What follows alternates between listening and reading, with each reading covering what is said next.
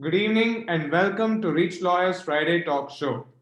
Today's talk on protesting polities is the struggle of Hong Kongers and their freedom within their system. But before we continue today's discussion, I'd like to take a short moment to introduce what ReachLawyer is to you. We are a network of lawyers concerned about the rule of law, constitutional morality, and the future of this country. Simply put, ReachLawyer is a legal training and support initiative for civil rights movements, social activists, and individuals to empower them with their legal knowledge. While the core of our activity revolves around our work with legal fraternity, we also undertake various other initiatives to further legal awareness, social legal advocacy, and more significantly, to collaborate with various human rights groups and grassroots organizations across the country. You can look us up at reachlawyer.org to know more about us. With that, I'd like to hand over the discussion to our moderator, Ms. Namrata Keshava. Good evening, everybody. Thank you, Nitin. Today we have with us to discuss protesting polities, Hong Kong protests for democracy, Mr. N. Jairam, a senior journalist who has worked extensively in both Beijing and Hong Kong with various press agencies. He has a degree on human rights law from the University of Hong Kong, a translator as well. He has published several works, a human rights activist. We couldn't have anyone more apt than Mr. Jairam today, who has an incredibly in-depth first-hand knowledge about Hong Kong. Along with Mr. N. Jairam is our very own Mr. B.T. Venkatesh, human rights lawyer and former state public prosecutor, High Court of Karnataka. Well, Firstly, good evening to all of you. Today we are here to discuss the Pearl of the Orient. Well, it's a very interesting, I couldn't say country, should probably be saying quasi country or a special autonomous region. The Pearl of the Orient has a very interesting story. How does a rocky island of mainland China get won over by the Brits because for their love of tea has transformed into one of the roaring Asian tigers? Well, today, Mr. N. Jairam is here to explain the historical context as well as the importance of Hong Kong and the protests in Hong Kong to each one of us. I would invite Mr. N. Jairam to start off by explaining to us, sir, the historical context in which we should be viewing these protests in Hong Kong today.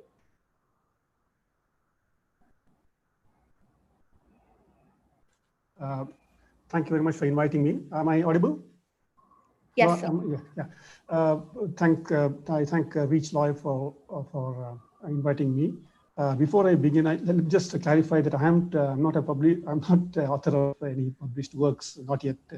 Okay. So before I begin, I just wanted to say that there's an organic link between last week's program that you had, namely on the death penalty, and this week's, in the sense that it was opposition to death penalty which brought me to human rights activism.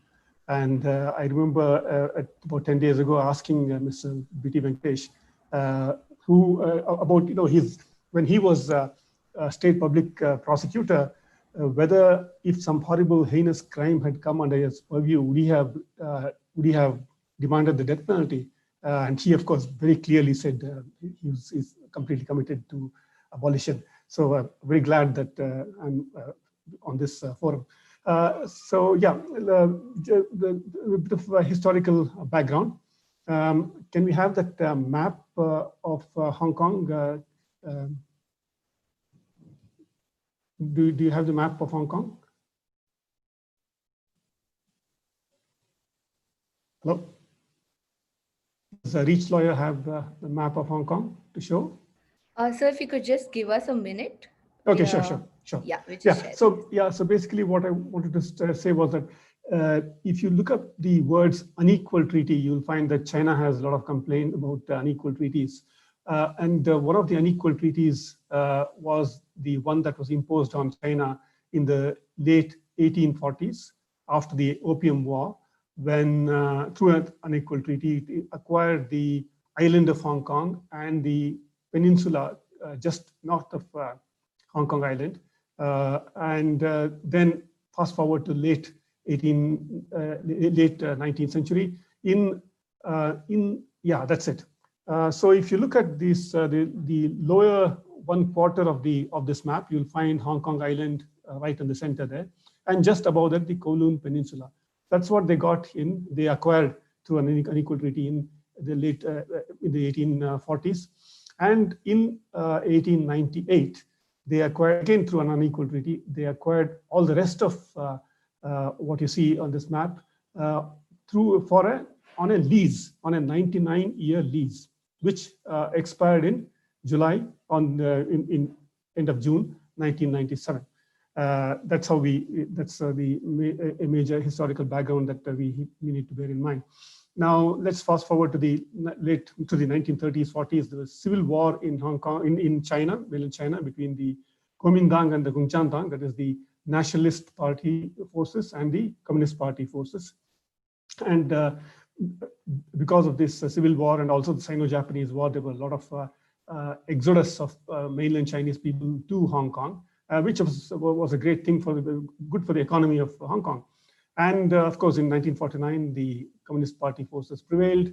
The nationalist forces were driven to Taiwan, and again, that set off another wave of people coming into Hong Kong. Again, further boosting the economy. And then some of the radical policies adopted by the Mao Zedong regime, like the Great Leap Forward and the Cultural Revolution in the 1950s and then 1960s, all the chaos led to further waves of people coming into Hong Kong. And of course, this put tremendous pressure on the infrastructure in Hong Kong. Housing was in very great shortage. There were also left radical groups in Hong Kong who were trying to imitate what was happening during the Cultural Revolution. The Cultural Revolution lasted from 1966 until 1976.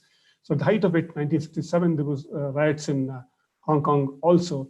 And this was kind of a wake-up call to the British. One or two of the more enlightened British governors in Hong Kong, they went in for reforms, housing, education, hospitals, and so on. And eventually, once upon a time, Hong Kong police was extremely corrupt.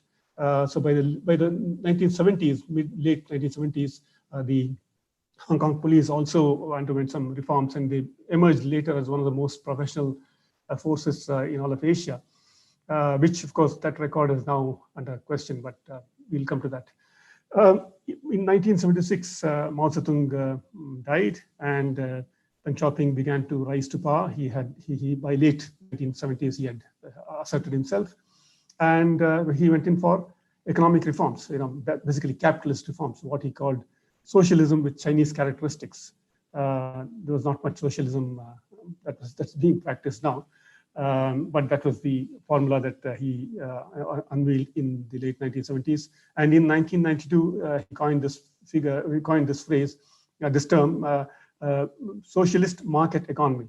So you can forget about the S part, the socialist part. It's really market economy. It's a robber baron capitalist economy right now in China.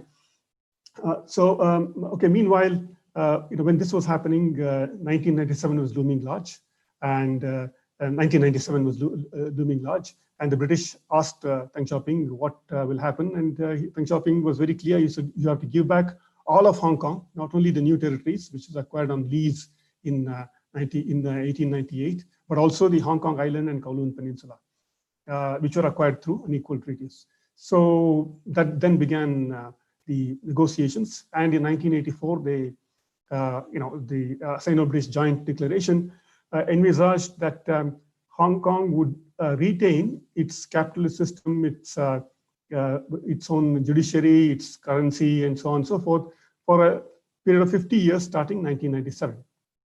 And so began the process of working out the rules under which this would function. That is to say, the kind of mini constitution for Hong Kong, what's called the Basic Law. Meanwhile, certain events intervened in mainland China. One of the liberal general secretaries of the Communist Party, Hu Yaobang, was deposed, and Zhao Ziyang was made the general secretary in the late 1980s. But he too, Zhao Ziyang, also turned out to be rather liberal. And in 1989, when Hu Yaobang died, there was such an upsurge of grief students occupied Tiananmen Square for weeks on end, and finally martial law was declared. And as you all know, on the night of June the 3rd and early morning of June 4th, the Chinese army marched into the center of Beijing and cleared the square. Estimates about how many people died and so on and so forth vary. On that evening, on the evening of June 4, 1989, 1 million people of Hong Kong, out of a population then about 5.5 million, and you can see the how vast is Hong Kong, how many islands it has, and in 1989 the transport network wasn't as as great as it is now. 1 million people gathered on Hong Kong Island to protest against what had happened in Beijing that day. So anyway, so finally, by about the early 1990s, 1991, 92, China was back to its capitalist, pursuing its capitalist market economy. 1992, in fact, was the year when Deng Xiaoping used the word socialist market economy. So while this was happening, the basic law was adopted, and then in the early 1990s, mid 1990s rather, the British sent a politician, Chris Patten, as governor of Hong Kong. Until then, it was diplomats who had been sent as governors in Hong Kong. They were these diplomats were in conversation, regular conversation with mainland officials. They were had very good relations. Most of them had excellent relations with Beijing, and they would do what Beijing wanted or not do what Beijing did not want to do, and so on and so forth. Here comes this politician, Chris Patten, who, although he is a member of the Conservative Party, was rather very liberal, and he heard the clamor for democratization in Hong Kong before it was handed back to mainland China, and so he tried to introduce a certain amount of democracy. Now this riled Beijing. What they would have allowed after 1997 was a certain number of elected seats in the Legislative Council to continue after 1997. That is to say, there was an expression called through train.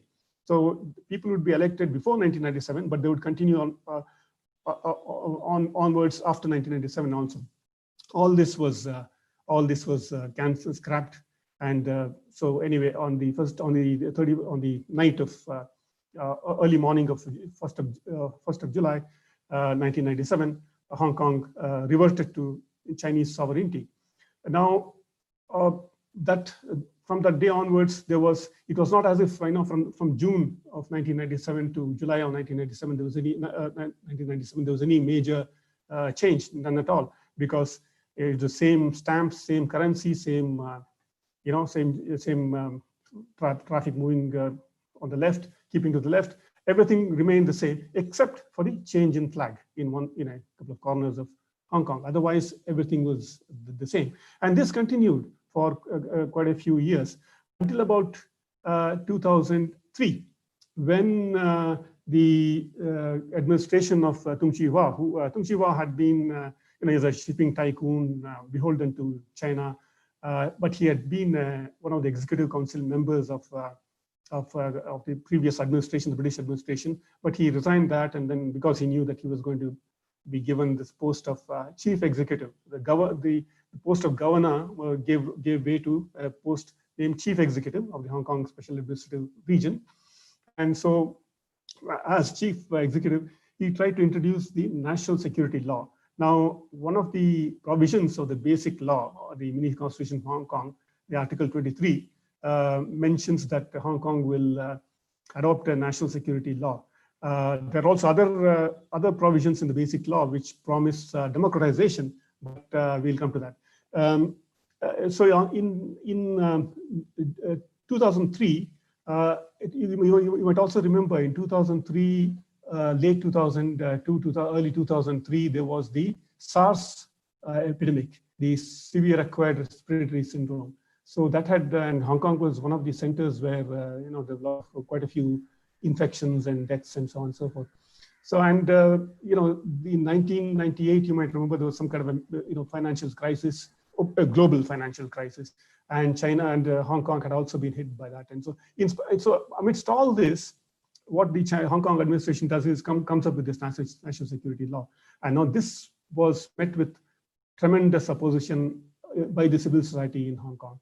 On the 1st of July, 2003, as many as 500,000 people, as some estimates say even 650,000 people, took part in a protest.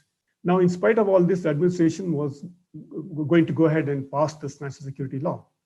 But one of the pro-Beijing parties, the Liberal Party, kind of developed cold feet and withdrew support for the bill, and the bill fell through.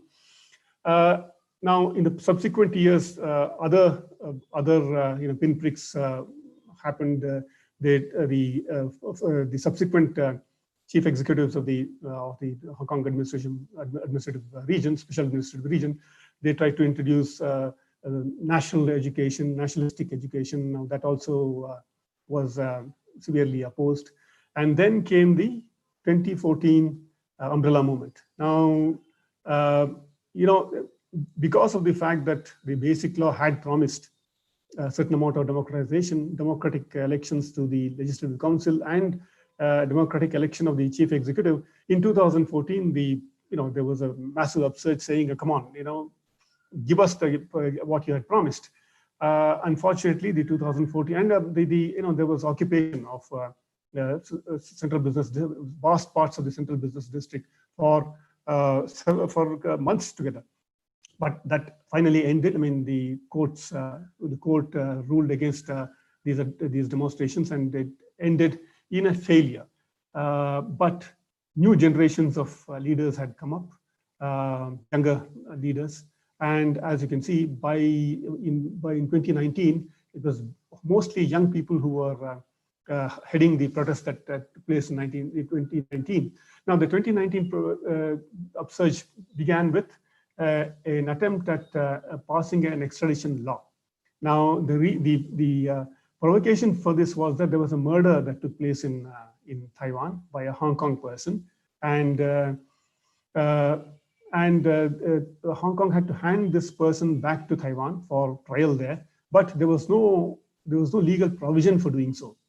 So, in order to overcome that, the chief executive came up with this extradition law, except one problem, which was that it also covered mainland China. Now, mainland China, it has a questionable rule of law, and so there was tremendous opposition to handing back anyone to mainland China from Hong Kong. And already in the previous years, there had been abductions of booksellers from Hong Kong. You see, these booksellers, they stock all kinds of good quality books, as well as some cheap ones, some hearsay material about the lives of Chinese leaders and so on. And Chinese tourists, and the massive numbers of Chinese tourists, increasing numbers of Chinese tourists flocking to Hong Kong. The Chinese tourists would have seen these books and bought these books and so on. So, and to not prevent all this, what the Chinese did, instead of going into dealing with it through legal means, like for example, a defamation law and so on and so forth, what they did was simply abducted some of these booksellers, and this has not gone down well with the Hong Kong people. And so, therefore, there was tremendous opposition to the extradition bill, and they wanted it, the civil society and the students wanted it to be withdrawn. And as you know, that was finally conceded, but by the time the students had added more demands, because there was tremendous police atrocities, police violence against these demonstrations. And so they added that there be a judicial inquiry into the police violence, and of course democratization, and so other demands were added. And these other demands were not conceded. And meanwhile, as we know, the COVID-19 pandemic overtook mainland China and Hong Kong, and so that was a convenient excuse for Hong Kong authorities to totally crack down on demonstrations and to ban demonstrations, and of course this again gave the Hong Kong police further ammunition to crack down on whatever little demonstrations were taking place, and so 2020 we have seen very few demonstrations. But that doesn't mean that there haven't been demonstrations. There have been quite a few demonstrations. I don't know if we can show a few of the images from the 2019 demonstrations. Can we show, those kids holding hands, holding a pen, students holding a pen? Can we show that? Yes, just give me 1 minute, please. Sure.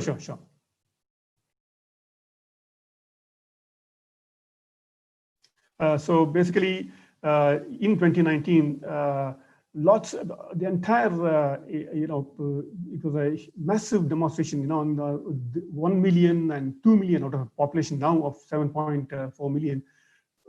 In August, as many as 2 million people turned out to protest against the bill. Young people, old people, school kids, everyone was opposed to the bill. Church groups, you name it. Entire the whole society was against. Not this one. The one which shows school kids. If you can just show that. School children also were.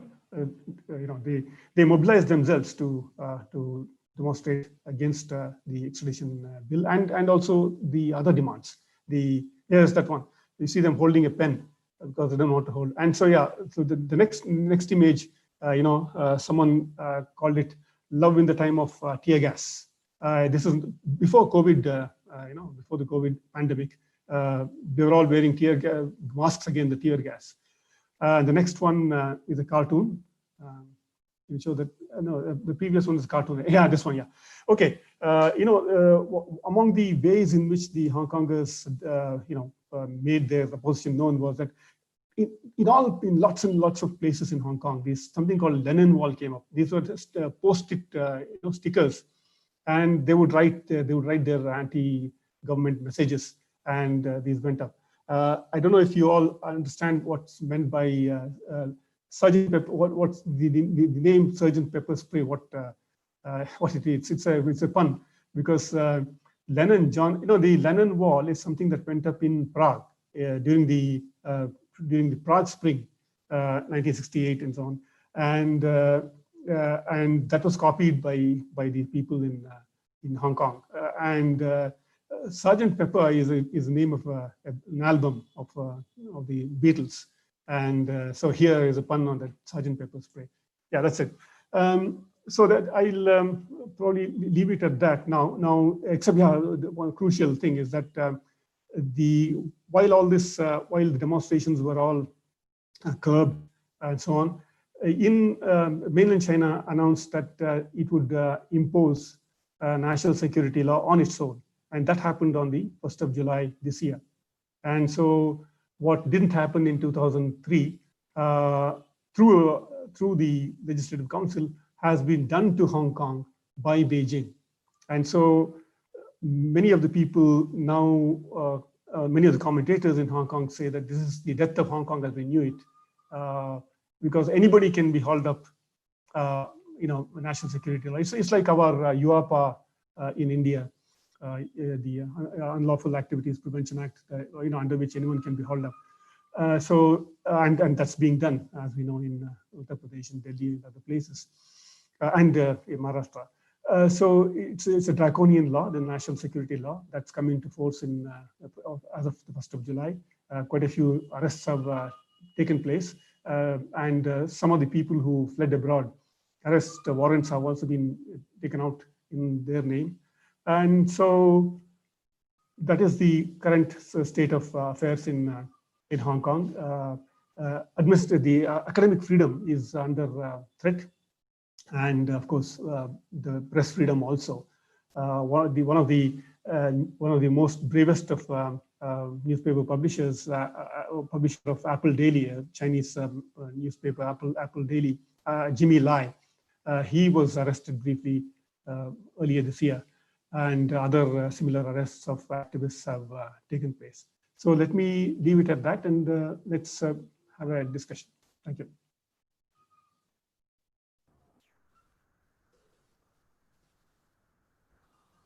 Yeah.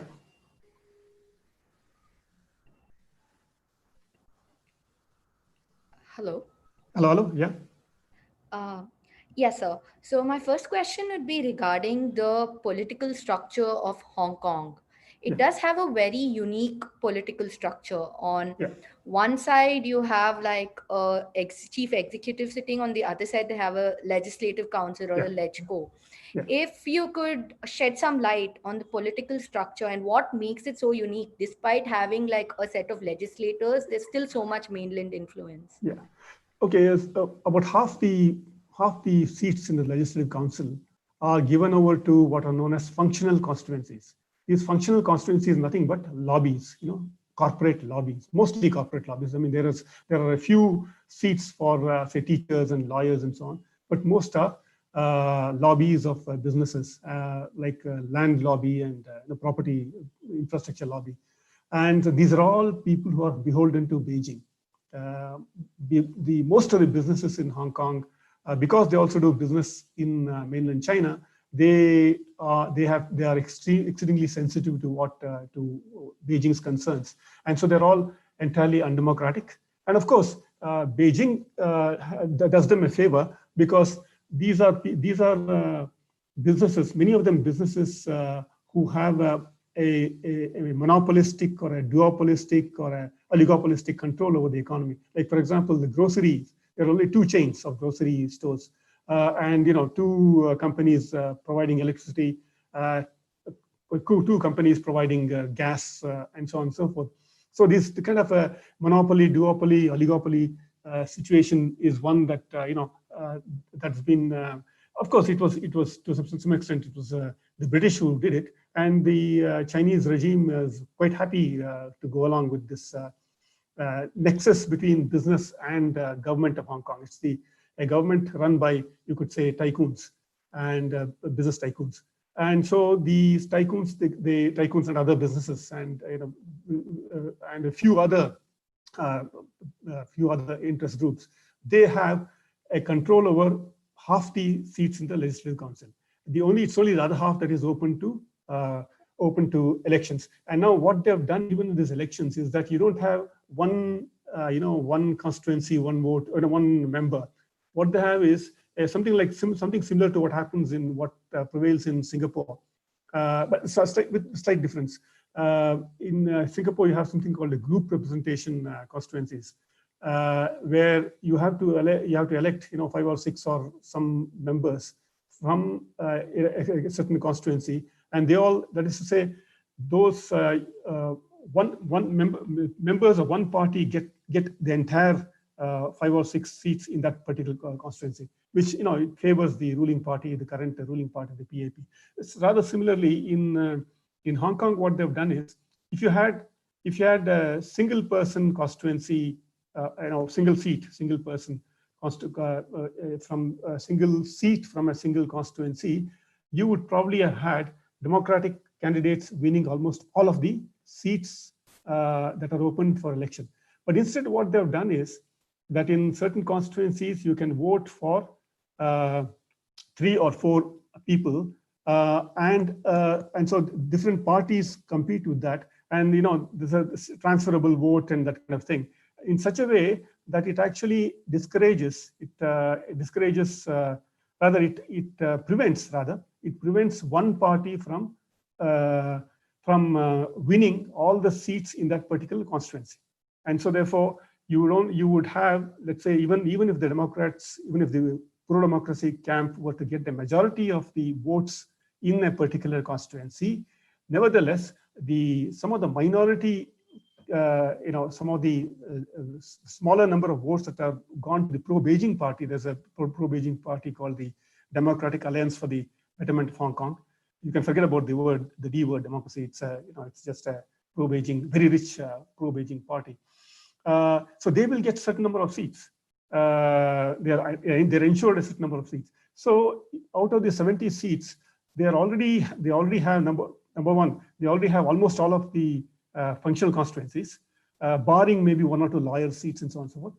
And they also have the pro-Beijing parties being guaranteed a certain number of seats in the constituencies where elections are allowed, free elections are allowed. So much so that the Democrats are unable to have. The Democrats can somehow block. In certain bills where 2/3 majority is required, they could block that by getting by getting more than 33% of the seats. But that possibility is now greatly decreased.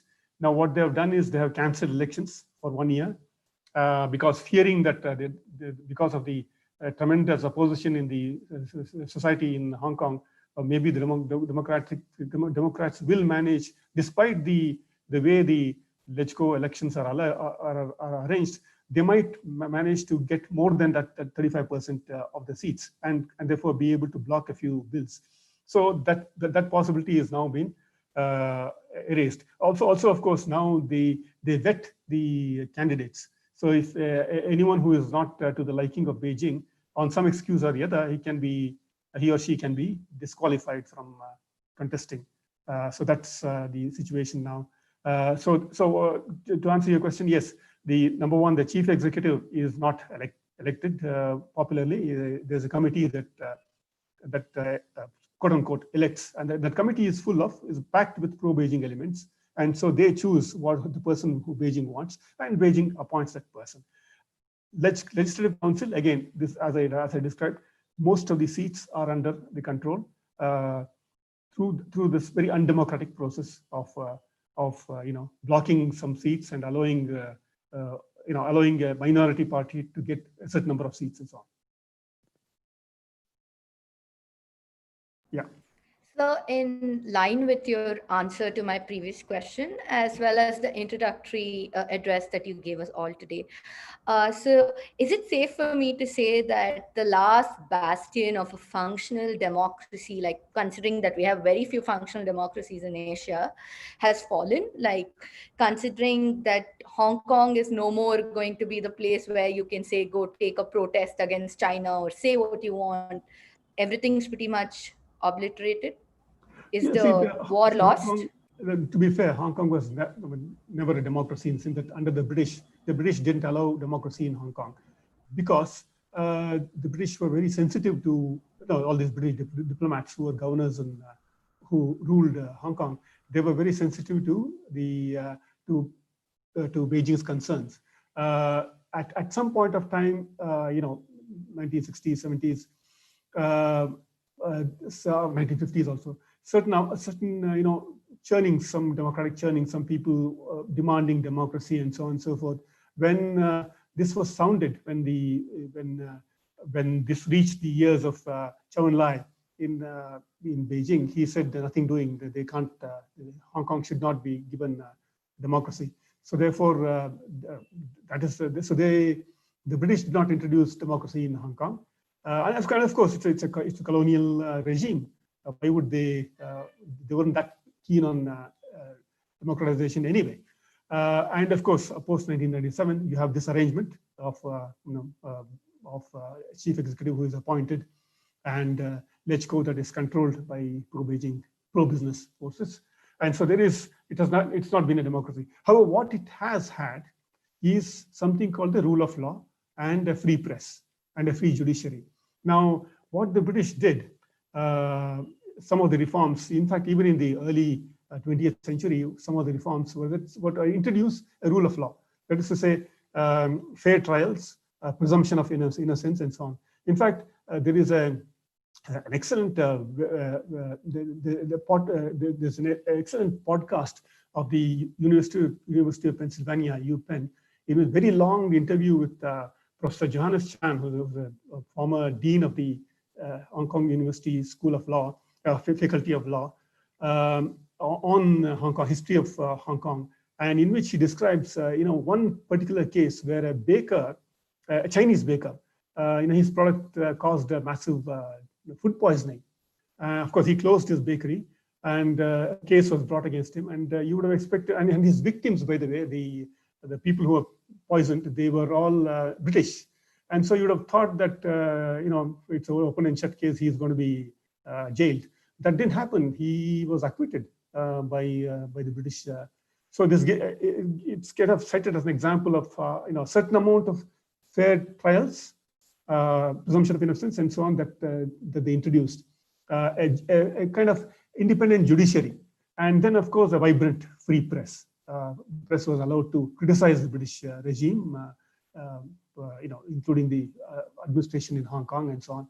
So that Hong Kong had been the listening post, had long been the base from where China was being watched. Lots and lots of journalists were stationed in Hong Kong because many of them couldn't function from Beijing, so they were stationed in Hong Kong, and from where they would report on Hong Kong, on Vietnam, on Korea, and various other places. And so it had an excellent press presence in Hong Kong. You had an excellent newspaper, the South China Morning Post, which continues to this day, but once upon a time was a very vibrant, one of the richest newspapers in Hong Kong. You had the Far Eastern Economic Review, which was, I'm sure Mr. Venkatesh would remember.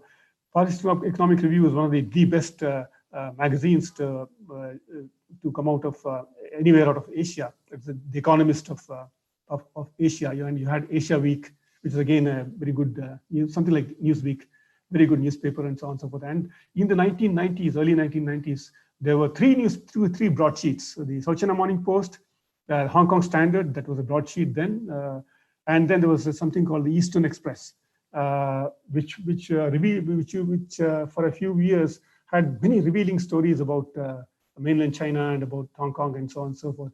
All of this, it began to crumble in the mid to late 1990s, and not because of the handover, but because of some of the things like, for example, some of the British leaving and going back to Britain, and therefore not buying some of these products, some of these newspapers, and some mistakes on the part of proprietors, some of the British and American proprietors who bought Far East Economic Review and Asia Week, and then who just killed it. And of course, even the South China Morning Post, which now is a ghost of its former self. So it has not been a democracy, but it had until last year, it had very much of a vibrant free press. Now all that is under threat.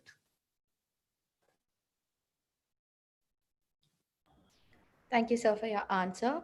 Now my next question is essentially a statement, a very famous statement on Hong Kong. Hong Kong is a borrowed place on borrowed time, stated Richard Hughes. So what are your thoughts on this statement? I mean, it's, as I was saying, it is what was promised, in through the Sino-British Joint Declaration in 1984, that from 1997 onwards, Hong Kong would enjoy, its own system. It would keep its system for a total of 50 years, the free judiciary and so on and so forth. Now that has more or less, that's the huge question mark as of the 1st of July this year, when the national security law was imposed on. Basically, what the imposition of the national security law implies is that now Beijing is more or less openly ruling Hong Kong directly. I mean, the Hong Kong administration is, it's a kind of, it probably doesn't have much of a say in the ruling in the administration of Hong Kong. It's the Beijing authorities and some of the Beijing officials present in Hong Kong who probably dictate what is to be done, and through the puppets such as the chief executive and her ministers, secretaries, that is to say. Yeah. Sir, but wasn't there a clause when the British essentially China took back Hong Kong from the British? The basic law also stated that their fundamental freedom shall always stay intact. Yeah, absolutely. In fact, in the 19th, the joint declaration envisaged that the judicial system in Hong Kong would remain intact. Now, all the treaties that the British had signed would apply to Hong Kong for the 50 years, including human rights treaties, the ICCPR, the ICESCR, that is the International Covenant on Economic, Social, and Cultural Rights, the International Covenant on Civil and Political Rights, the International Covenant on elimination of all forms of racial discrimination, elimination of discrimination against women, disability rights, all these things, all the torture, all the treaties that that Britain was party to. For example, the abolition of death penalty. When Britain abolished the death penalty, automatically it stood abolished in Hong Kong also, and that abolition continues to this day.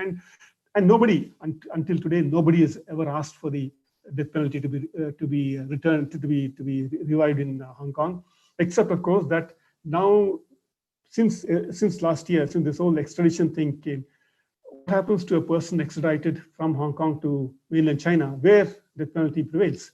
That's a huge question mark that remains. But yes, you're right, and the judicial system of Hong Kong, including all the treaties which are invoked, by the way, in the courts in Hong Kong. The ICCPR has been regularly invoked in the courts in Hong Kong, even post 1997. So all that continues to apply in Hong Kong. However, and in fact, some of these treaty bodies, there are treaty bodies who govern, who oversee the functioning of the treaties, right? So and they require that the sovereign power, namely Beijing, submit periodic reports, once in 2 years, reports on the functioning of these treaties. For example, the elimination of all forms of discrimination against women. There's a treaty body governing that treaty, and Hong Kong has to report. Beijing has to report on Hong Kong's behalf to the treaty body to say what all measures have been taken to ensure that discrimination against women is combated, is ended, and so on and so forth. So yeah, all that is supposed to continue, but will it continue now, and in what form? Well, that remains to be seen. So my next question is connected to the previous one. This is more about the relationship on how China has been respecting, or at least say not doing too much harm to what they promised in the basic law. In the 1970s, say way back, please correct me if I'm wrong, Hong Kong's GDP was about 1/4 of mainland China. Shenzhen was still one very sleepy fishing village. Yeah. Shanghai was yet to become like the financial force it is today. And we saw that China didn't interfere too much in the liberties given to the Hong Kongers. But suddenly usher in the new millennium, and China has been incredibly aggressive. So what do you think? Do you think Hong Kong is suffering from China's economic prosperity? That's, of course, a very obvious question. But how do you think it's impacted their political, civil liberties? There's one point which can be made, which is that see, Hong Kong's once upon a time, Hong Kong was responsible for a massive, shall we say, growth of the GDP of mainland China, because all the trade was through Hong Kong, and Hong Kong was the financial center, and so therefore it provided also. Many mainland Chinese people were present in Hong Kong, making remittances back home, and then of course Hong Kong-based businesses investing in mainland China and so forth. So Hong Kong had a major, shall we say, stake. Rather, China had a major stake in the economy of Hong Kong. But because mainland China itself has grown hugely now, and Hong Kong, Hong Kong remains where it is. I mean, it's growing all right. Its GDP is growing, but not to the extent in the kind of the pace of China. And China is huge. The market is huge, and it's growing it has been growing at a rate of about 10% for for a number of years. And that's 10% is huge for such a huge economy. And it's today a kind of middle income, almost a middle income country. Very rich in parts. of course, quite a lot of infrastructure lies waste and so on. Lots of massive highways and airports have been built and so on. But there is still a certain amount of poverty in China. But despite all that, it's a huge economy, massive economy. And Hong Kong's importance in that economy has definitely diminished to some extent. I don't know if that answers your question. Indeed, it does, sir. Now, moving away to the protests, right? Protests are a very important, like very crucial with aspiring democracies and democracies as well. With respect to the Hong Kong protests, I mean, the Hong Kongers are very, very resilient. Clearly, they have protested over the years against Yeah. multiple imperial, rampages that China has tried taking over. Yeah. But the 2019 ones have had their tryst with technology. So, as somebody who's been in Hong Kong and Beijing and has been observing them very closely, do you see any stark difference between like 2003, 2014, and 2019? Like, do you see technology has changed the landscape of how a protest takes place and how it unfolds?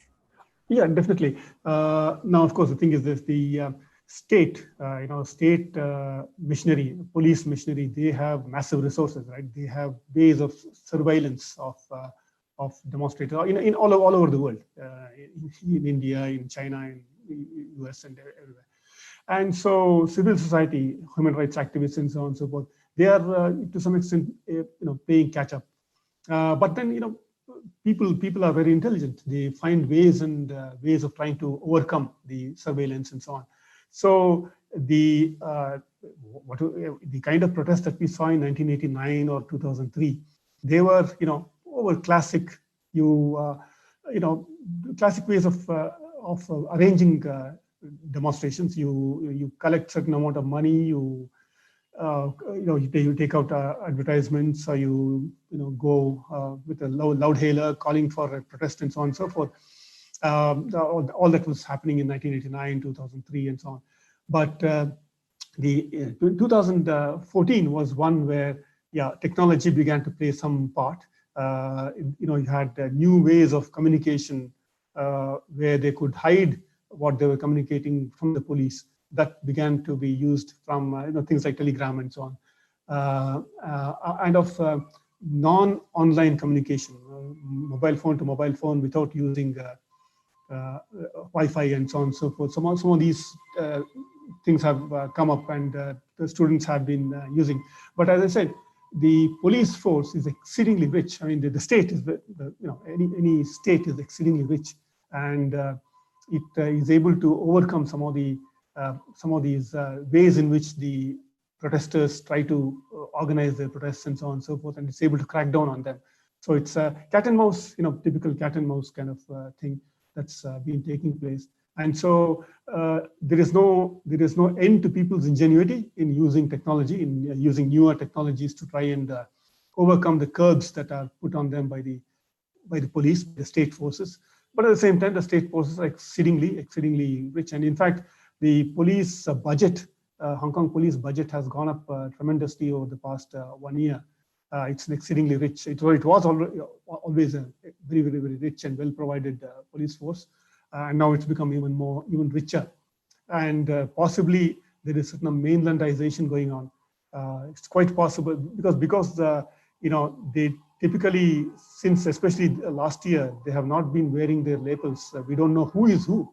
They don't. You can't see their names. You can't see their numbers, and so we don't know who is Hong Kong policeman, who is a mainland policeman wearing a Hong Kong policeman's uniform. Because those allegations have been made, and of course they use the triads, the gangsters and so on and so forth. Yeah.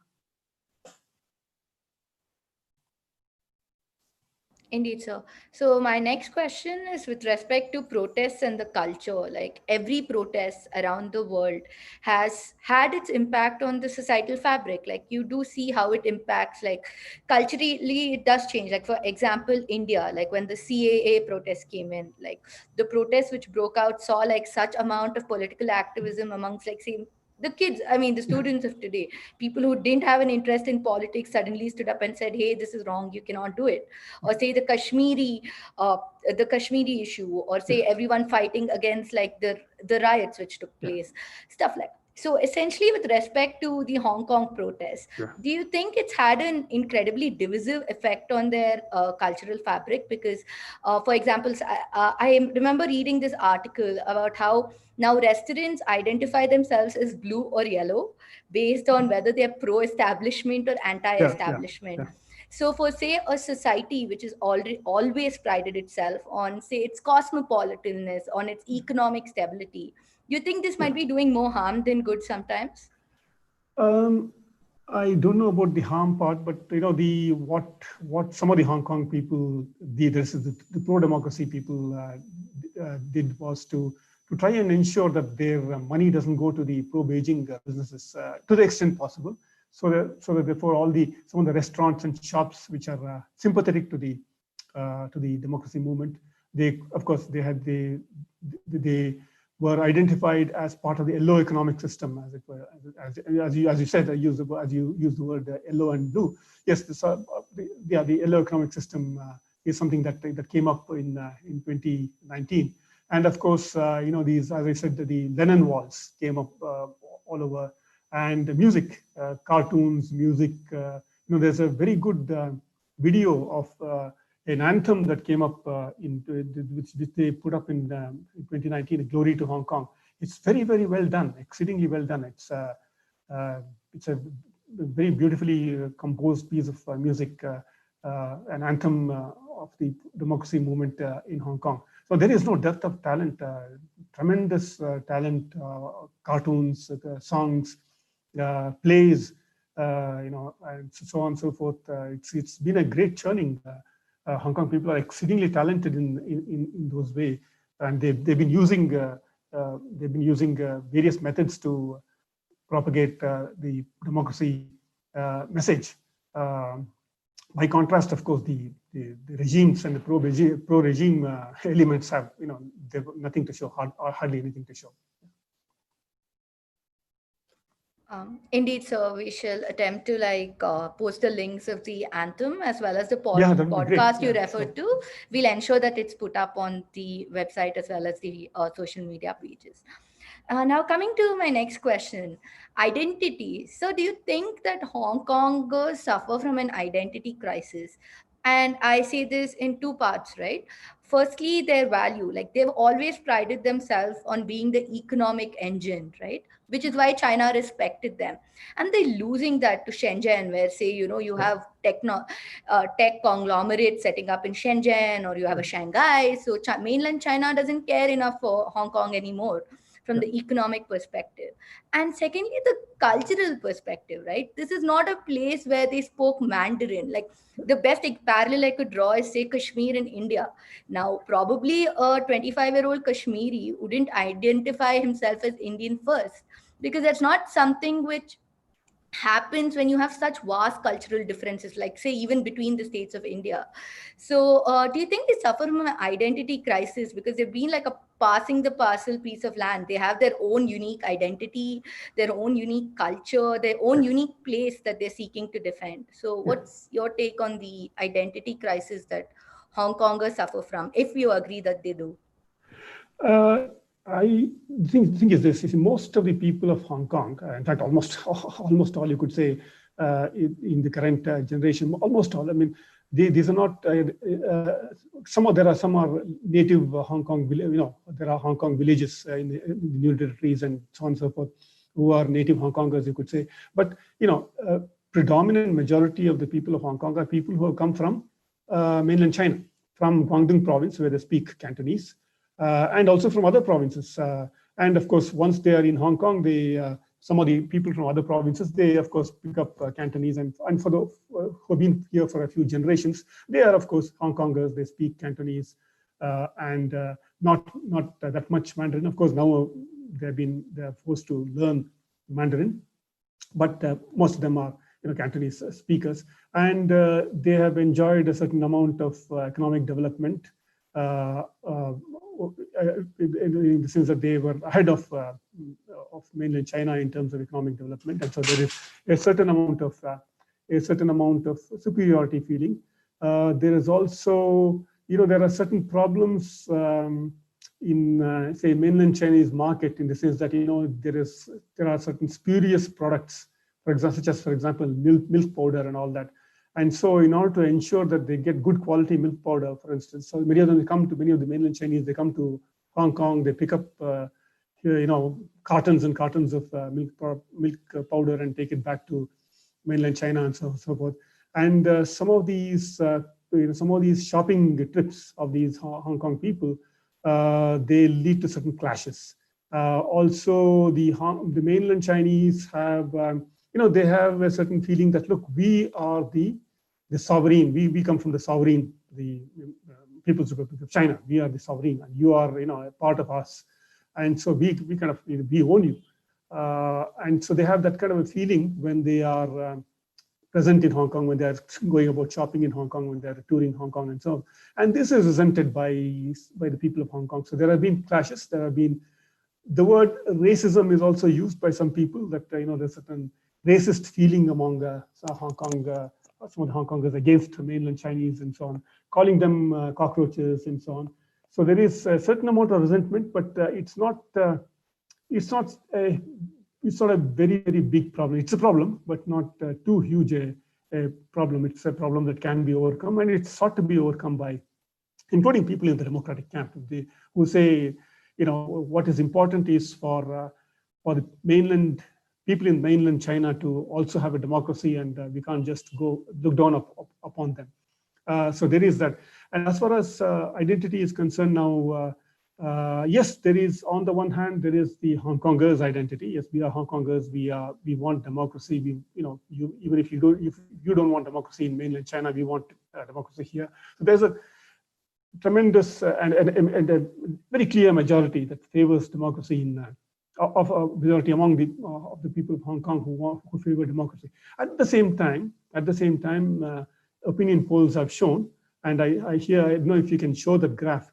Opinion polls have shown that the pro-independence feeling, that there's of course a pro-independence camp, a small pro-independence camp in Hong Kong, but the pro-independence feeling is not very strong. It is rather small.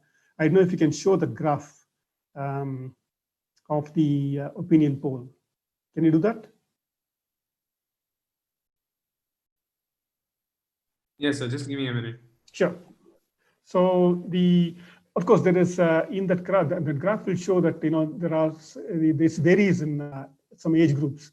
So what is worrying is that in some of the younger lot, there is a greater pro-independence feeling than obviously among the older lot, because the older lot have they remember that either they themselves or their parents or their grandparents came from mainland China. They are Chinese. They're all, there's no caste and all that in among the Chinese. They're all Han Chinese. That's it. They're all descended from the Yellow Emperor, Han Chinese Emperor. So that's it. So as you can see, 18 to 29 age group, 25% pro-independence feeling, but then overall it's still 83% who are anti-independence, only 12% that is pro-independence. So it's not a huge feeling. It's not a huge problem for Hong Kong. So all the more reason why this national security law, this anti-sedition law, why it's so illogical, why it was unnecessary to impose that on Hong Kong, because there's no threat at all of independence, pro-independence feeling in Hong Kong. Yeah. Does that answer your question? So that does answer my question. My next question would be to you: if any democracy, like say, if you had to point out 3 things that we could learn from an aspirational democracy such as Hong Kong, what would that be? I think the numbers of people who demonstrated, say 1989 and 2003 and last year, that is tremendous. It's amazing.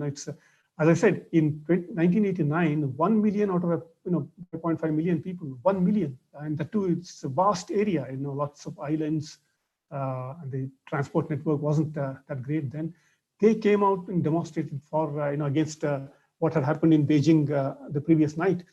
And again, in 2003, something like 650,000 people or 500,000 people out of a population then of 6 point something million, taking to the streets. This kind of thing hasn't happened in India at all. In Bangalore, some of us, we organize protests in the steps of town hall. And if we get, 30, 40, 50 people for a protest, we somehow feel happy. Yes, we did a good job. We get 100 people, 200 people. This is fantastic. That's the kind of, so this is a kind of, we don't seem to have that protest culture. So somehow that has to, I don't know. I really don't have an answer to your question. It's, I wish we had that kind of zeal for democracy that the Hong Kong people have demonstrated again and again, including last year. Indeed, sir. I'd like to wrap up this very informative question answer round with the last question on what does the future hold for Hong Kong? 2047 is drawing really close. So what do you think the future holds for Hong Kong? Yes, what was expected to happen in 2047 has, to some extent, that's already happened on the 1st of July this year, namely the Beijing's imposition of the national security law, which, as I said, is almost like a direct rule, an almost direct rule from Beijing of Hong Kong. So 2047 has arrived in 2020. Most of what was supposed to happen in 2047 has arrived in this year. By the way, one small point, which is this, that the judiciary, the Hong Kong judiciary has been priding itself on its independence, but something happened in the late 1990s itself, which is there's something called the right of abode case, which is that some women from mainland China who had come and given birth in Hong Kong, they claimed a right to abode in Hong Kong for their children and therefore for themselves. Now this rattled the Hong Kong administration. They thought the floodgates would open up and lots of people come and stay in Hong Kong, and so they appealed to the courts, and it went up to the Hong Kong has something called the Court of Appeal and the Court of Final Appeal. So it went up to the Court of Final Appeal, and the Court of Final Appeal allowed the people to claim that right of abode in Hong Kong. Now, the Hong Kong administration did not accept this verdict, and then what it did was it appealed to Beijing, to what was called the Standing Committee of the National People's Congress, which is a rubber stamp parliament, and the Standing Committee of the National People's Congress ruled against the Court of Final Appeal. So that was the first nail in the coffin of judicial independence as far as Hong Kong is concerned. And then there have been a couple of other cases subsequently too. But this year, what's happening is that some of the judges who are giving adverse judgments, that is to say, those that are thought adverse to the administration, they are being removed. So the judicial independence is under grave threat now. So what was supposed to happen in 2047 is arriving and has arrived to a large extent in 2020. Indeed, sir. Now I would like to invite the patron saint of ReachLawyer, Advocate B.T. Venkatesh, to give us his closing remarks. Sir, over to you.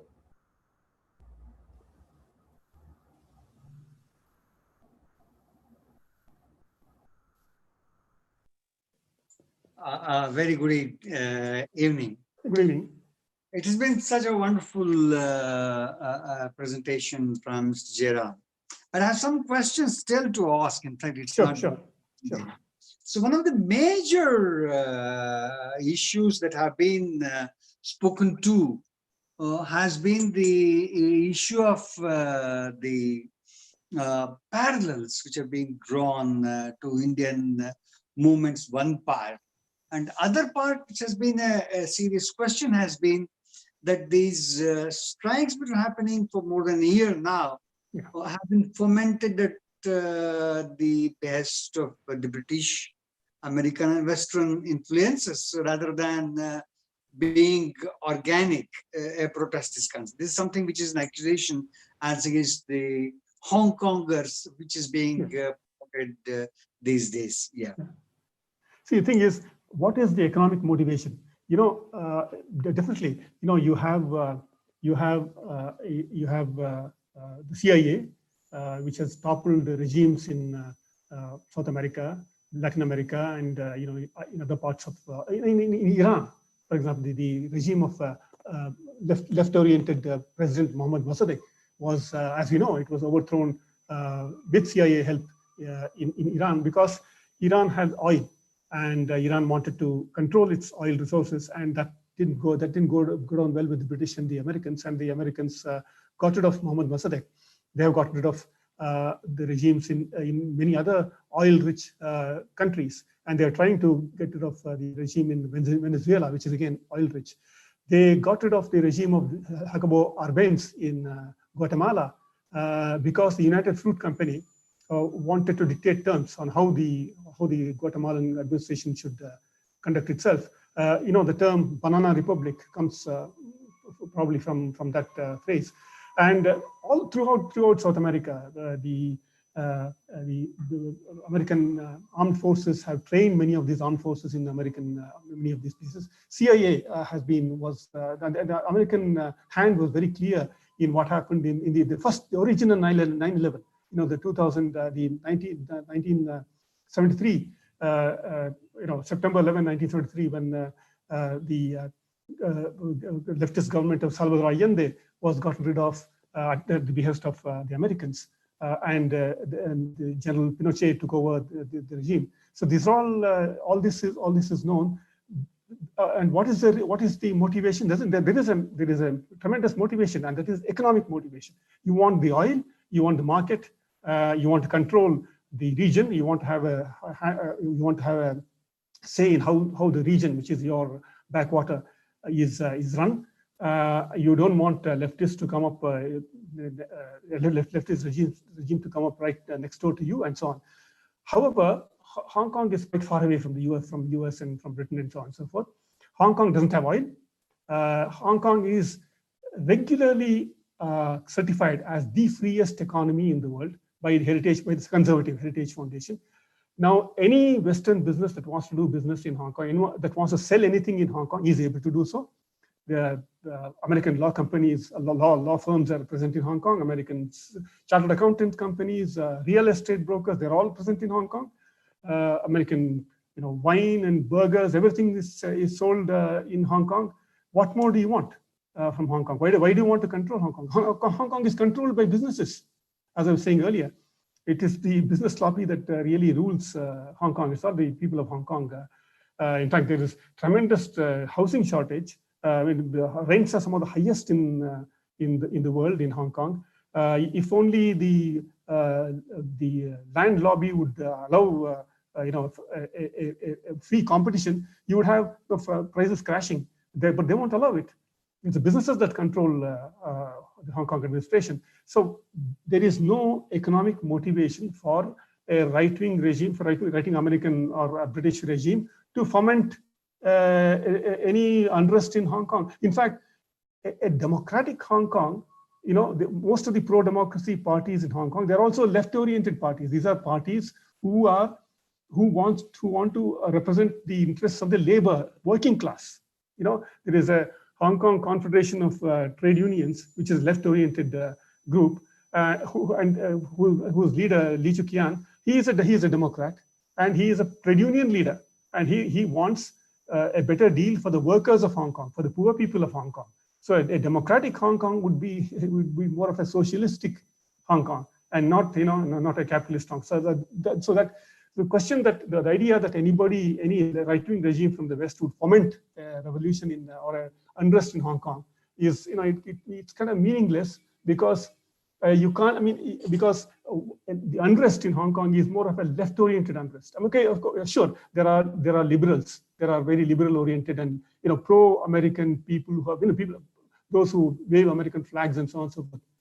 But you must understand, those who are waving British flag or American flag, they're doing so more as a protest. It's not because they approve of what's happening in the US and UK and so on and so forth. In fact, some of the pro-democracy groups in Hong Kong, they identify with the Black Lives movement, movement in Hong Kong, the Black Lives Matter movement in the United States, and with the plight of migrant domestic workers and so on and so forth. There is now a dialogue that's taking place among the left groups and liberal groups in Hong Kong. So, and to say that any of them are inspired by the CIA or any other fomented by it's absolutely ridiculous, in my opinion. See, one aspect which I wanted you to also dwell upon, Mr. Ram, is that, see, there are two things which are being said. Hong Kong is part of China. Sorry, can you repeat Hong that? Kong is part of China. So Sure. as you're making a presentation, it was the deal kind of thing that happened a century ago. It's being wrong as being righted now, and that is part of China now. Yeah. And your figures also go to show regarding independence is concerned. Yeah. Yes, it's only a small fraction of the people who are talking in terms of it, because majority of them are still looking at being part of China. But where this kind of movement for democracy, free speech, the legal system, in fact, Hong Kong has one of the well-known Western liberal education models in the Asia is concerned. And also one of the finest organizations. It's a hub where a good number of organizations, Asian groups are there. In fact, almost the continental headquarters of great number of organizations like Amnesty International, any of them, in respect of Asian, this one, they have their offices, centers in Hong Kong. And even the Asian Human Rights Commission, which exists in Hong Kong. So whether it's the media, whether it is the kind of non-governmental organizations or the democracy organizations, all of them are there in this particular. Is it that they have influenced, they have any influence on this particular thing, or is it that the people of Hong Kong by nature demand that kind of freedoms, that the protests go to show they have been extremely vocal protests. It's not that it was a protest. The protest which we have seen in Hong Kong, in fact, are to be seen as one of the strongest protests which have happened anywhere in the world. We talk in terms of the large gathering and the way they brought the entire economy to standstill, including the airport being blocked, metro systems being blocked, the transportation hubs being blocked, to the degree that virtually the entire economy of Hong Kong came to a standstill. Where this anger comes from, if they are not demanding independence, if they are not demanding a change in the regime, where this comes from? You say that it has got nothing to do with the American or Western interests. Where this kind of protest comes from? There's something intrinsically, what's that particular thing which makes it so important? The people are so strongly agitated on this issue. Yeah, the thing is this: in 1989, as I said, in the 4th of July 1989, when 1 million people took to the streets of Hong Kong. Now, obviously, it's ridiculous to say that anyone fomented it. It's organic upsurge. It was a genuine anger and sorrow on the part of the people of Hong Kong that showed itself. Anyone who could have been on the streets of Hong Kong was there on the streets of Hong Kong on that day. Except barring some children and very old people and so on and so forth, everyone was there. So that kind of thing cannot be fomented from outside or cannot be fomented by NGOs. Sure, you're right. There are quite a few NGOs that are located in Hong Kong because it's a kind of air hub. Singapore doesn't allow them. Doesn't allow many of these NGOs to be based there. And Hong Kong is a very convenient place, and they are based there, and they cover China. They also cover other countries in the region. For example, Amnesty International and Greenpeace and various other NGOs present in very large numbers in Hong Kong. And of course, also you mentioned the academic. Hong Kong has some of the best universities in the world. If you look at the top 100 or top 200 universities, in fact, even once upon a time, top 50 universities, Hong Kong universities, including the University of Hong Kong, figure in those lists. And so the university system is very, very rigorous in the academic, academic rigor is, and very, very well provided libraries and so on, some of the best libraries. And so, all that has, has contributed. And as I said, when you have such a large number of people coming out as early as in 1989 to protest against what happened in Beijing the previous night, and to show and to express anger and sorrow over the crushing of the democracy movement in mainland China. So this is something very, very organic. It is something that they have in them. It's not something that can be fermented. And again, last year in 2019, 2 million people out of 7.4 million people taken to the streets. That kind of thing is, it can't be, it is something that they have it in themselves, the people of Hong Kong.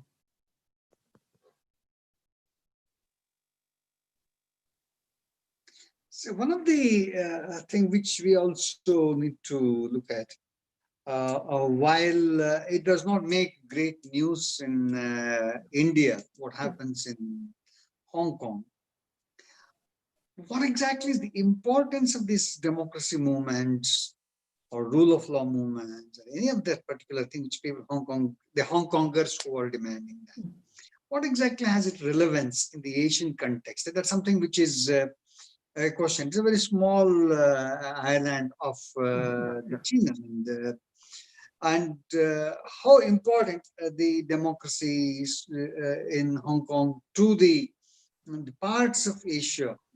One of the small places we have the functional democracy. In fact, my colleague Namrata Keshava was making a statement that when you talk in terms of functional democracy, there's very few of them in Asian countries as it is. And democratic structures, they may not be a full-time, full-fledged democracy, but the structures of democracy, like the free speech, the structure of democracy, rule of law, an independent judiciary, and the local government. In fact, one of the strong aspects of Hong Kong has been the local government, the borough governments, which are extremely independent compared to the other parts of the Asia is concerned. How important is this democracy struggle which is happening in Hong Kong? Let me answer. Your question reminds me that it's one very important implication for what from what's happening in Hong Kong is the implication on Taiwan. Now, when Deng Xiaoping unveiled this plan to take over Hong Kong with this one country, two systems formula, that's to say that Hong Kong could keep its system for 50 years and so on. That offer was also made to Macau, which was a tiny Portuguese-ruled enclave, and adjacent to, very close to Hong Kong. And that was also the formula extended to Taiwan. They want to take over Taiwan under the same formula, one country, two systems. Now, Taiwan today is a place, shall we say, territory of a country of 24 million people, about 24 million people. One of the richest countries in the world with very, very large foreign exchange reserves and so on and so forth. And since the 1990s, early 1990s, Hong Kong, Taiwan has been a vibrant democracy. When Chiang Kai-shek ruled Taiwan Island ruthlessly. In fact, quite a few native Taiwanese people were massacred when the mainland Chinese forces arrived in Taiwan and so on. But his son, Chiang Ching-kuo, had continued the martial law regime of his father for a while, but he began democratizing. And once after he died, after Chiang Kai-shek died and after his son, Chiang Ching-kuo, also died, a native-born member of the Kuomintang, Li Denghui, he took over, and Li Denghui began democratizing Hong Kong in the 1990s. And by 1996, free elections were held, and he became the president, and he began a massive process continued the massive process of democratization. And Hong Kong and Taiwan today has a very, very vibrant free press, a very responsible one, some of the most highly educated, like in Singapore, some of the most highly educated ministers and so on, including the current president, Tsai Ing-wen. And the previous president, the current president Tsai Ing-wen is from what is generally referred to as the pro-independence Democratic People's Party. Although they are not, it's generally labeled as being pro-independence, but they know that China will not allow them to formally declare independence. Taiwan remains as an independent entity, independent of mainland China, like Hong Kong was, but it like Hong Kong was under the British rule, but Taiwanese people, they rule themselves, and the Democratic People's Party, which began to compete with the Kuomintang in the 1990s, has been in and out of power, and now it's in power. These are very, very vibrant groupings, and the Kuomintang is generally seen as being pro-Beijing, and of course the DPP is being seen as pro-independence, but there's not too much of a difference in the actual real policies. Both of them, they want to keep status quo, and the people of Taiwan, they want to keep status quo, namely that they want to remain independent without formally declaring that they are an independent country.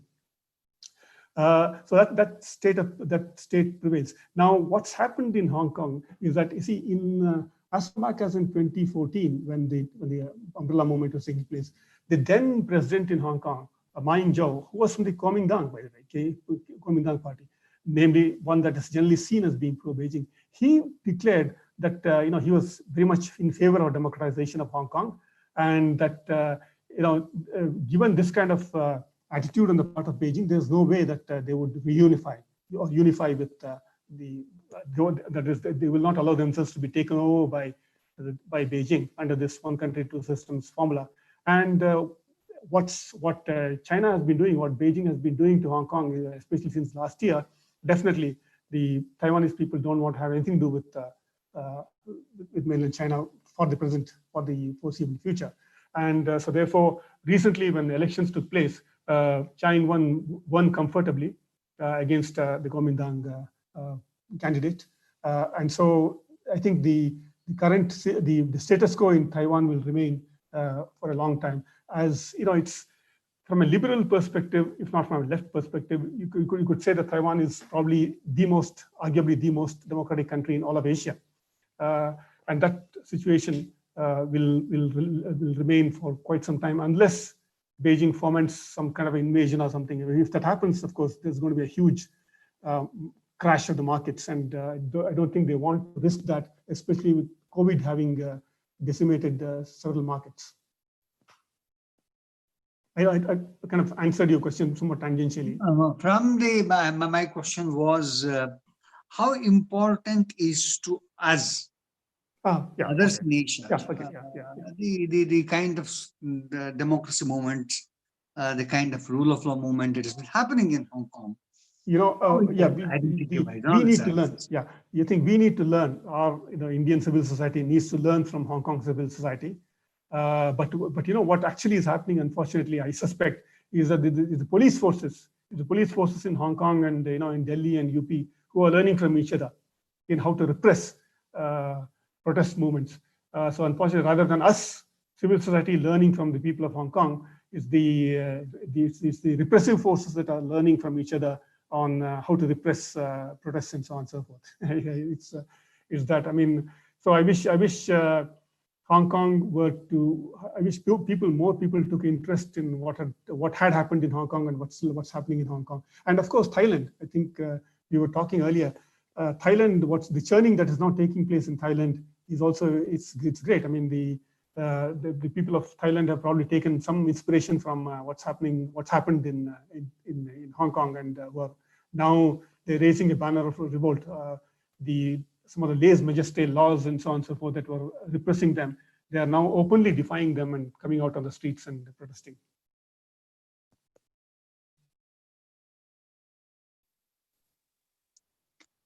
So one of these aspects has been that the Hong Kongers' struggle is the internal affair of China. The way we talk in terms of Kashmir being an internal affair of India, the kind of structures we talk in terms of. But when it comes down to civil liberties, whether it comes down to other aspects are concerned, the rights of the people are concerned, how do you think should be our responses to these struggles that are happening in Hong Kong? And then many a time it so happens, the people who are asking these civil liberties questions within India, when you talk in terms of the question of Hong Kong and the denial of civil liberties, denial of free press and all those aspects, they are either dismissive or say that maybe it's a Western influence kind of a thing, rather than saying that this is something which we should also be concerned about. This is something which is an argument which we keep hearing the media and otherwise among the circles too. Now, what should be the kind of response you feel we need to have? One part, I'll come to the other part of the question, but this part becomes very material for us to understand, given the nature of the struggle that's happening and the kind of repression that's taking place in Hong Kong, especially post-COVID. I think we need to do what some of the Beijing, some of the Hong Kong activists are doing, which is that they are building relationships.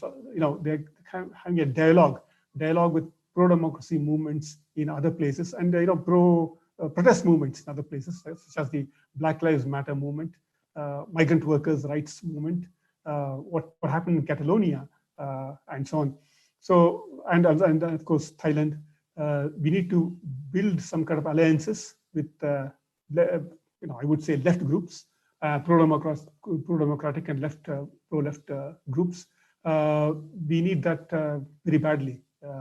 That's I don't know, a short answer to your question. I don't know if that answers it though. Yeah, but there is, of course, you are referring to Catalonian movement in Spain, and also the democracy movement that's gaining momentum in Thailand, and once against the kind of 21-year-old girl. We had our Amulyas and others here in India, but even Thailand has its Pansuya, who is a 21-year-old girl who came with a new charter, and she's now arrested and put behind bars, including a couple of young lawyers who have been arrested. And the movement has really gained great strength. And it's being now repressed by the regime in Thailand that we keep hearing regarding the same. So thank you very much. It has been such a joy listening to you. One part. In a way, I would rather look at it that any struggle for democracy anywhere in the world should be concerned for everyone. Yeah, sure, absolutely. The Hong Kongers are saying that, yes, let there be rule of law. Yes, we should struggle that, we should demand that this rule of law should be there. And essentially, it's an inalienable right that everyone has, which has been part of the Charter of the United Nations, part of the rights of man as from 17th century. There's been one aspect which I've been fighting for several centuries. I think that there cannot be any question regarding the rights of the people, regarding rule of law is concerned, is essential.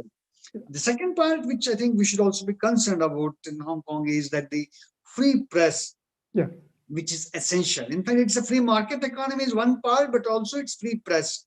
And one of the major things which we see in Hong Kong has been its labor rights are concerned. In fact, when it comes down to the labor rights are concerned, Hong Kong is one of the very progressive places where the labor rights are protected to the last letter. In fact, great amount of science. You come across any place of construction, you have long list of conditionalities against the contractors that they must mandatorily follow the labor laws to the last letter. I think that kind of stringency that has come in the predominantly force of rule of law and force of the independent judiciary that's in existence in Hong Kong. I think that's something to be cherished. And therefore, we need to support such kind of movements which are seeking for rule of law. We being part of a democracy, we being part of some place where we have constitution, which guarantees the freedom of expression, which guarantees the freedom of movement, which guarantees the kind of rights that we enjoy under the Constitution. I think that should be there for everybody in every part of the world, including every part of Asia. In fact, that's the need.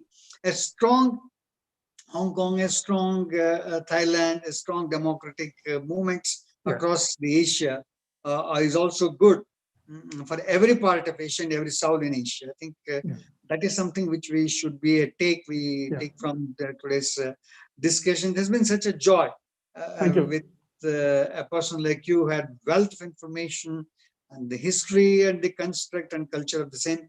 But it's a very small talk when you compare to the amount of things that have taken place in recent times. I think we would be coming back again to this Hong Kong issue in some time later. But this is a movement for democracy. It is a movement for rule of law, a movement for an independent judiciary, a movement for freedom of expression, a movement for one's own identity. In fact, today, we never used to hear this word, but today the name of the word that Hong Konger is being pronounced more because they fiercely seek their rights are concerned. So is the kind of demand that are being in Macau too. In fact, this is the neighboring Macau is also talking in kind of the Chinese oppression, which is looking at even the universities in Macau are also being changed, the determination of number of faculty who are questioning the authorities' consent. I think this is something which is happening across. I think at this point of time, democracy movement, the movement for the kind of independent judiciary and rule of law which is being demanded by the people of Hong Kong is something to be supported by all of us.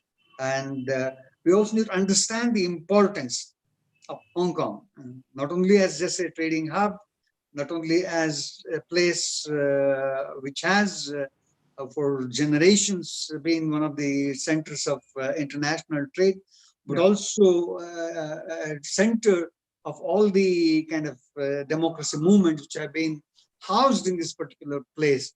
I think that has an importance and we have to take it forward, and there is a need that we need to support the kind of strike, agitation, protest that people of Hong Kong are doing. Thank you very much. It's such a joy. Yes.